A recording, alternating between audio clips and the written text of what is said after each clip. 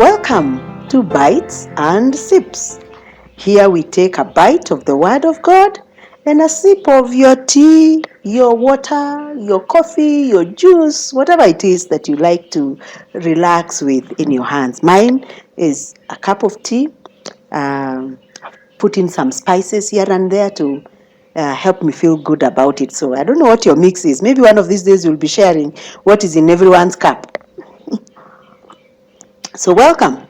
We continue with the Word of God. A recap of our last session, we have so far seen God giving each party their due sentence, beginning with the least in the degree of responsibility to the highest. So the order is the serpent, then the woman, and then the man. He leaves no stone unturned. We saw him tackle each one of them. I wish our police departments could borrow this. Leave no stone unturned, literally. Tackle every matter and bring it to its conclusion. And the serpent's sentence, we saw it as an echo into the New Testament on the birth of a Savior, the offspring of the woman, the seed of the woman. And we also saw the defeat of Satan on the death on the cross and a resurrection morning that cancels every other thing.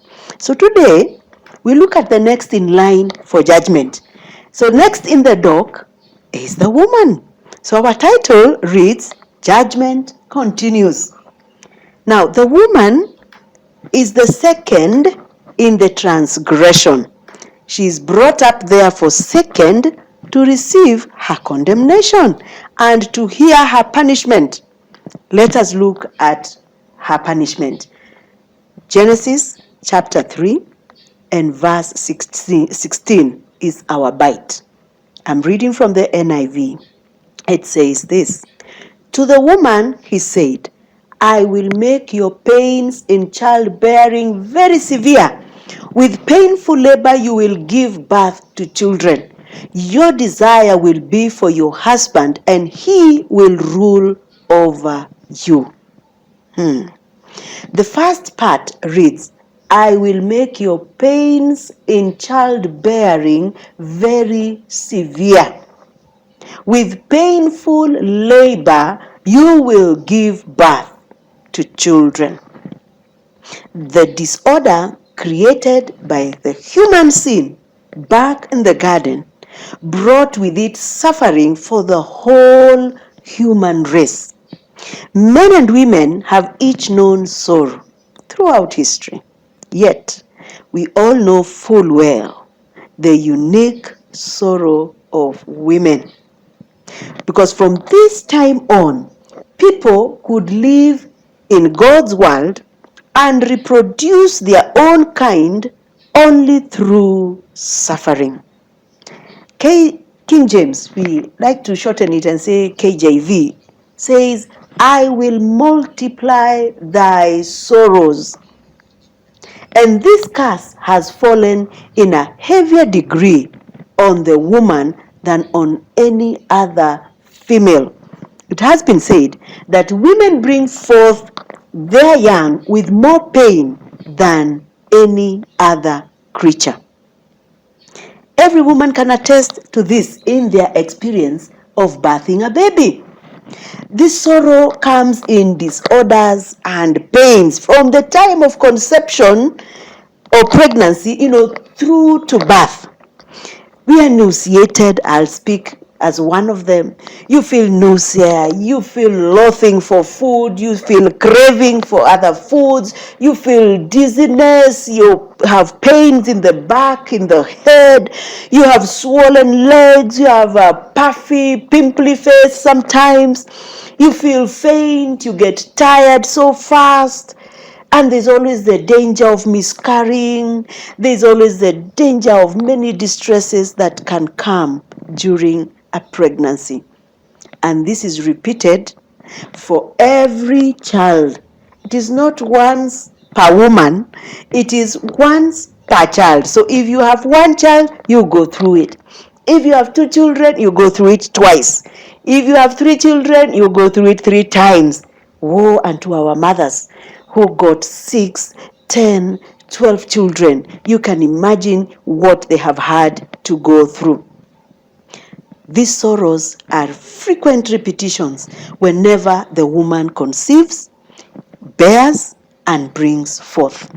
Well, you may say modern technologies have come, and we are thankful because it has eased in part of the burden.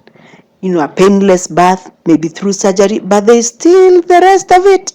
There's still the wound to heal, and there's still all these new session and all those things that we go through. So, all in all, it is a phase that a woman will go through, and it is never a very simple phase. Every natural birth is coupled with many severe pangs and sharp pains, which are so very acute that great tribulations and afflictions are often in scripture compared with birth pains. Hosea 13 and verse 13 says, pains as of a woman in childbirth come to him. Romans 8:22, we know that the whole creation has been groaning as in the pains of childbirth right up to the present time. The events in the end of times are equally compared with birth pains. Read Mark chapter 13 and Matthew chapter 1, where we are told the signs of the end of times. And the Bible says that these are just the beginning of the birth pains. The second part of the woman's sentence says this: your desire will be for your husband, and he will rule over you. This same word for desire is used in Genesis chapter 4 and verse 7 of the desire of sin to master over Cain. You remember Cain and Abel? We shall be getting there as we progress in the book of Genesis. So the desire to master is the same desire that is in this verse, that your desire will be for your husband and he will rule over you. Because of the curse, Eve would have to fight a desire to master her husband, a desire that works against God's ordained order for the home. One commentary put it this way: sin has corrupted both the willing submission of the wife and the loving headship of the husband. The woman's desire is to control her husband, to usurp his divinely appointed headship, and he must master her if he can. So the rule of love founded in paradise is replaced by struggle, tyranny, and domination. That's a quote from Susan T. Ford. Although at their creation, Adam and Eve were formed with equal rights, we don't see any favor over the other. And the woman had probably as much right to rule as the man, but subjection to the will of her husband is one part of her curse. Conflict entered human relationships. And even the harmony between husband and wife became spoiled through domination. Today, many families have strife due to this one factor: domination.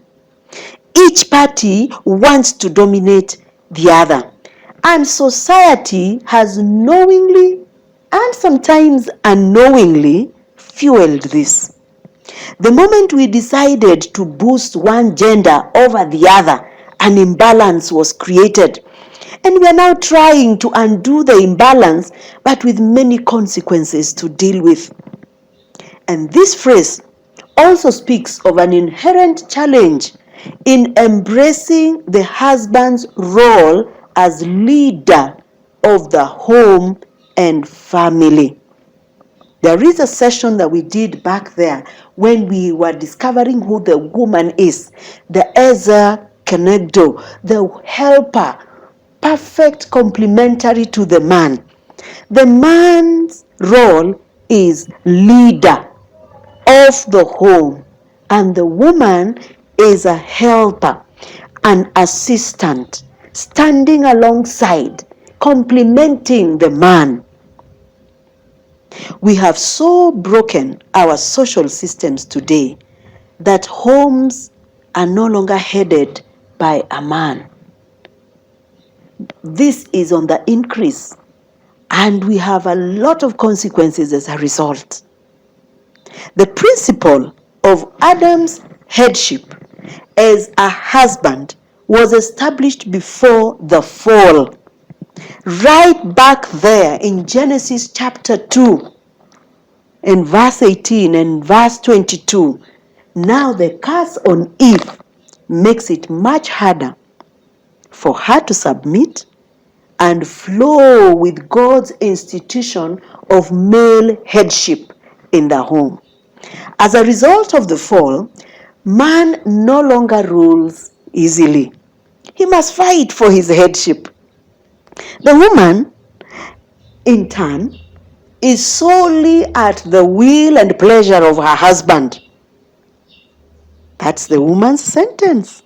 That whatever she desired should be referred to him. Her desires are controlled by his will, which must determine it and to which she must be subject. Sounds archaic, sounds outdated, sounds some theory for our mothers and their mothers. But let's think about it again. Isn't this true? See what lengths a woman will go to make herself acceptable, likable, even lovable by a man. She will change her diet, she will change her wardrobe, she will even change her dreams just to have herself accepted by a man, to compliment, to do anything, to fall in, to place alongside a man. In fact, the Bible says that the 40 women shall pursue a man, not just to be married by him, but to just carry his name. That's interesting. Fight it as we may with all these well-worded speeches that we give in our activist movements.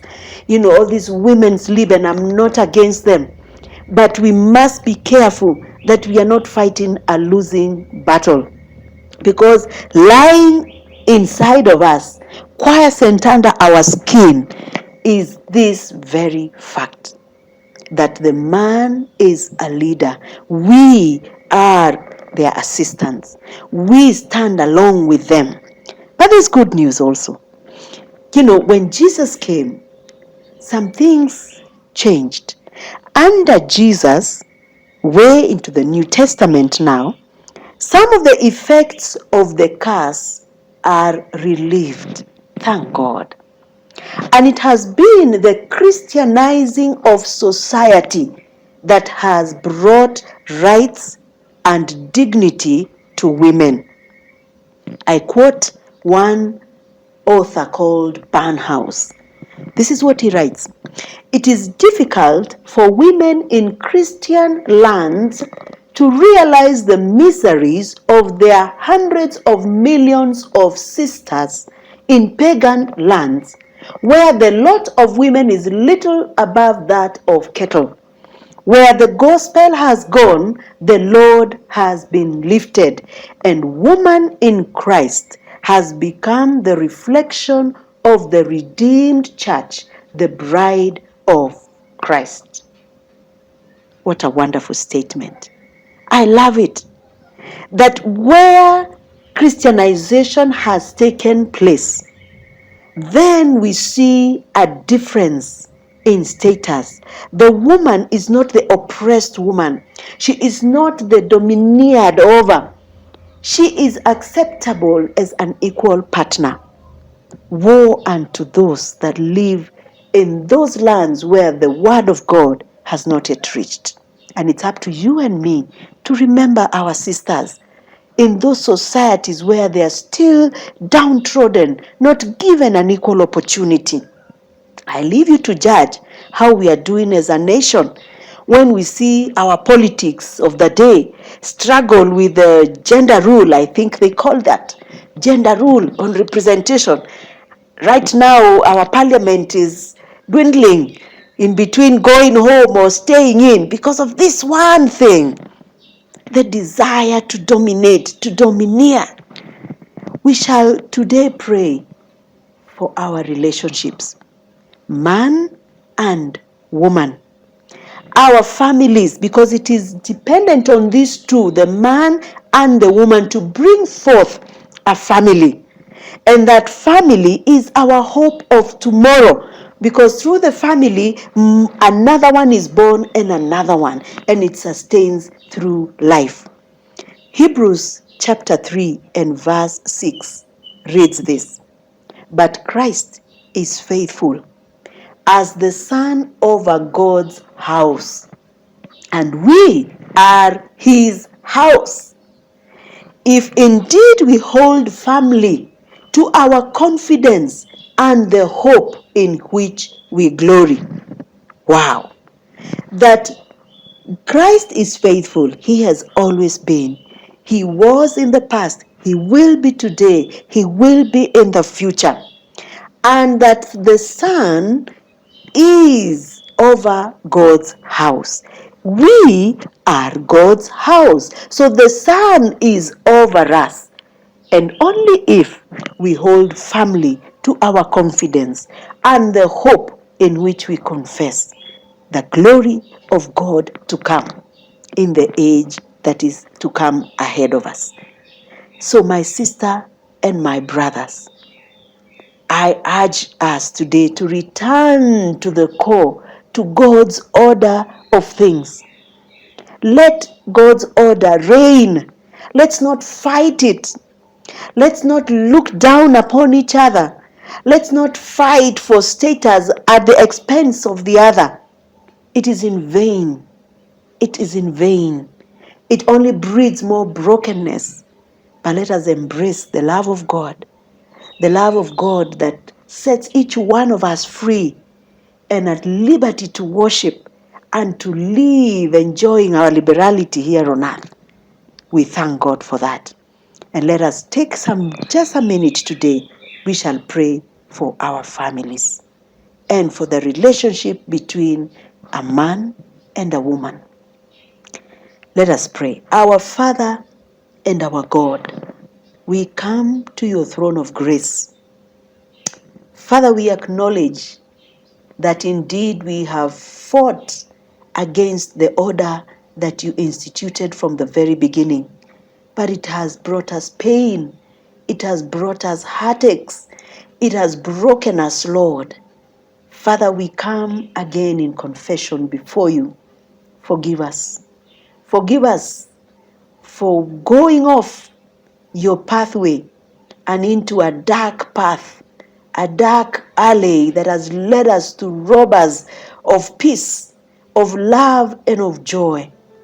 Bring us again back, Jehovah God, to your path of light, your path of unity, your path of love. Rebuild us again, Lord. Restore your order. Restore your faithfulness, Lord, in us. Help us to live right in our families. That husband and wife, they shall be united. They shall love each other as equals before you. They shall bring forth a family that knows the love of Christ. Oh, we thank you, Father. We bless you. We exalt your holy name. Be our shepherd, Lord. In these murky waters, Lord, shepherd us, Lord. Grant us to once again be found on your green pastures, the still waters, my Father God, where we can enjoy your peace and your total love. We bless your holy name, because it is in Jesus' name that we have prayed, trusting and believing. Amen. Amen and amen. Friend, if you're going through a hard patch in your relationship, let us trust God. Let us trust Him to restore us back. He is the restorer of all good things, that He shall restore back love and joy and equal level ground for all of us to worship Him. God bless you. Again, let us meet next Friday, same time. Let us enjoy the Word of God as it moves within us, and let us continue to open ourselves to Him. God bless you. Amen and amen.